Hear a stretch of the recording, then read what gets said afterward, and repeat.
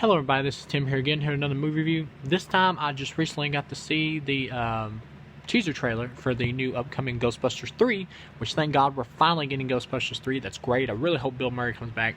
It's going to be sad not having Harold Ramis there, but yeah, it is what it is. But yeah, we're getting Ghostbusters 3 finally in 2020, so I figured since we're getting Ghostbusters 3, why not go back and review the most controversial of all the Ghostbusters films, Ghostbusters 2016, directed by Paul Feig. Here we go. Now, as far as this film goes, I'm going to give you my 100% honest opinion about this film. I'm not going to praise this film just to get views. I'm not going to hate on this film just to get views. This is going to be a 100% God's honest opinion about the quality, the real quality of this movie. No BS in my reviews. In terms of Ghostbusters 2016, from 1 to 4 stars, I'd give it a low 2 out of 4. This is a passable film. It is a time waster. This film is not anywhere near as good as the people who love it try to say it is, and it's nowhere near as bad as the people who hate it try to say it is. This is easily a low 2-star time waster film. It's just one of those films that's just there. There's nothing great about this film. The new team of girls in the film, the female actors, the women, the comedians, Kristen Wiig does a good job. She's fine. Her character isn't very memorable, though. She plays pretty much the straight man role.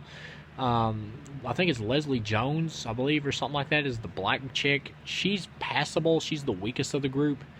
Every now and then she has some funny lines, but she has some of the worst comedy in the movie, like when she's slapping Melissa McCarthy, saying the power of Patty compels you. That was really bad writing. Melissa McCarthy is okay in the film. She's not bad. She's okay. The best person in this film is Kate McKinnon. And when it first started out, I was really not liking her character, but every now and then she'd have 1 or 2 funny lines that would kind of get me back on her side. By the end of the movie, I enjoyed her. I thought she did a good, solid job, and she was the only character I genuinely liked in the film.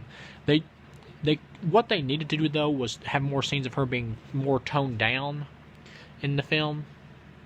That way she could show some more humanity instead of just being the overly quirky person. Because some of her quirky stuff was kind of annoying. There was an absolutely atrocious Fall Out Boy cover of Ghostbusters in this film. It is one of the worst I've ever heard of it, a cover of any classic song. This is terrible. I'll take that back. There's one other character I liked, or at least one other actor, Chris Hemsworth. He's good here. He's not really good, but he is good. But once again, he's hit or miss too, because in certain scenes he's good, he's funny because he's playing like this dim-witted guy, but in other scenes he's so stupid, it's like, this guy's he's like mentally retarded. He should be in a padded cell somewhere. He's really bad. But in other scenes he was really funny. The biggest problem with this film is the script. I could tell when I was watching this film that the director and the cast were all really trying to make a good Ghostbusters film. They were trying. The problem with what they've done with this film is they took Ghostbusters, the basic original film, and they've updated it by making it more cartoony, with more crude humor.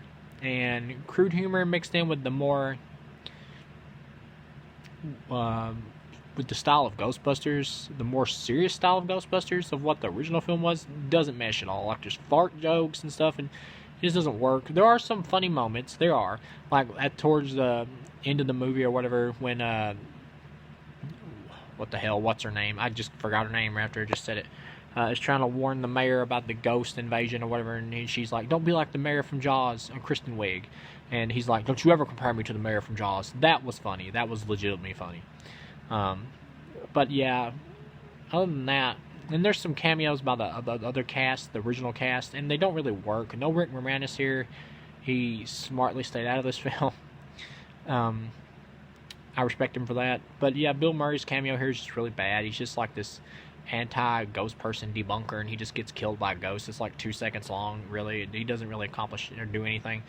The only cameo I generally liked, most of them just felt like walk-ons. The only cameo I really actually genuinely liked was Dan Aykroyd's, where he drives up in a taxi and he's like, "Oh, I ain't afraid of no ghost." That got a chuckle out of me. I'll admit that got a smile. Pretty much it's the same thing as the original. You got a group of chicks who are scientists, and they want to hunt paranormal, prove that ghosts exist, pretty much. And they start actually capturing ghosts. And the villain in this film is terrible, easily the worst villain of all 3 films. That's a good idea for having a human villain, but the execution is really bad. He's like this really obnoxious guy who's really mad because everyone picked on him. and you could have sympathy for him, but the way he acts just totally defeats it, because the way he acts, he's like, I got big gun, destroy the world. It's so stupid. And when he turns into a giant, like pretty much Ghostbusters logo, but it's pretty much the answer to the giant Stay Puft Marshmallow Man from the end of the original, they defeat him by shooting him in the dick with their proton packs. I hated that. I was actually thought the movie was all right up until they shot him in the dick with the proton packs, and then I was like, okay, you've done it, you've killed it. Now, Kate McKinnon has some really funny scenes, like where she's like dancing to this song and everything with these blow torches. That was kind of charming, and she's also pretty cute in the film. Some of like the design for the ghosts, like the special effects, I actually didn't mind. Some people hate the blue in this film and stuff like that. I didn't mind it, but at the end, when there's like nothing but like mountains of blue ghosts, like whole ocean waves of them, and they're all blue, it did kind of get annoying because everybody's blue. You know, spice it up a little bit, have some different variations. There was a couple of green ones, but not enough to really notice. Slimer was funny here. He like steals the Ghostbusters mobile and he's like driving it around with this girl Slimer. That was funny. His cameo was funny. Chris Hemsworth at the end, when he gets like possessed by the villain who turns into a ghost, and he's attacking the women and making everybody dance and everything. That was kind of funny. When he becomes the villain, he's really funny because he like walks up to these two cops and like, hey, who ordered the Clark Kent stripogram? That was funny. But he's honestly so good at playing the villain in that scene. He's much better than the actual villain and has much more charisma. That this movie would have been better, honestly, and I probably would have honestly even have liked it maybe if Chris Hemsworth would have just been the villain. That could have boosted this film up for me to at least being an alright, to maybe even possibly good film if he would have been the villain. You get to the end of the film, they've got to close this big giant ghost portal that the bad guys made through some kind of hocus pocus, and they're in it, and Kristen Wiig is in there, and Melissa McCarthy's in there. Kristen Wiig saves her, pulls her back out, and they both got like white hair. That's kind of funny. They save the day. There's this really annoying thing with the mayor who he knows that ghosts are real and he knows what the Ghostbusters are doing is good for the city, but he wants to cover it up because he doesn't want to create mass panic. What? Wouldn't it be more mass panic if the Ghostbusters weren't helping? Because wouldn't they be pretty good experts at this? I mean, wouldn't you want them on your team? That didn't really make much sense to me. It just makes the mayor look like an idiot. And I guess that's kind of the idea. We're just supposed to accept, hey, he's an idiot, whatever. But anyway, by the end of the film, Sigourney Weaver's cameo was actually in the credits. I don't know why they did that, why her cameo just wasn't just in the movie. I don't know why they waited till like the middle of the credits. She shows up as like Kate McKinnon's teacher or whatever. It's kind of a neat, funny moment. But it's like safety lights are for dudes is the joke, and it doesn't really land. Another thing is there's too much like inside jokes about political correctness and the whole SJW thing that everybody was mad about this film. Like there's a part where the girls are reading comments, and they're like, one of them says, "Bitches don't be busting ghosts" or whatever. That was really bad. See, when you do stuff like that, it makes you seem really petty as a director, and I could tell Paul Feig was trying. Say whatever you want about him. Yes, he was partially an asshole and to blame for the whole controversy of this movie with the way he acted. And some fans were being assholes about this whole thing about having female Ghostbusters. I have no problem whatsoever with an all-female Ghostbusters team.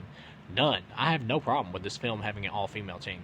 The problem here is the writing. It just doesn't service the cast as well as the original one did. And what they should have done is kept a darker tone, similar to the original film, but have a couple more crude, humored, up-to-date jokes for the modern generation of today, just to spice it up in there every now and then, and give a little bit more humanity to like the Kate McKinnon character and stuff like that. And you could have probably had a good remake out of this. As it is, this is not the worst remake I've ever seen. This is easily better than A Nightmare on Elm Street. It's better than Prom Night. It's better than, The Fog, easily. It's better, let's see. It's better than the Leprechaun remake, hell yes. It's better than, I like it better than Rob Zombie's Halloween 2. All in all, this is not the worst remake or reboot I've ever seen.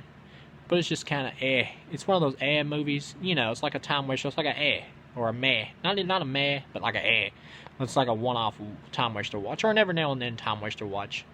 I can see if you don't compare this to the original film and just accept it as a movie on its own, honestly, it's probably an alright flick. But in comparison to the original, which you kind of have to do if you've seen the original and you see this as a remake, then it's only an not the worst film I've ever seen, but nowhere near the best either. This is just going to be like the Ghostbusters film. It just kind of fades off into the distance. But I could tell they were trying. They were really trying this film. The script, it wasn't there. So, thank you guys for watching, and I'll see you again with the next review.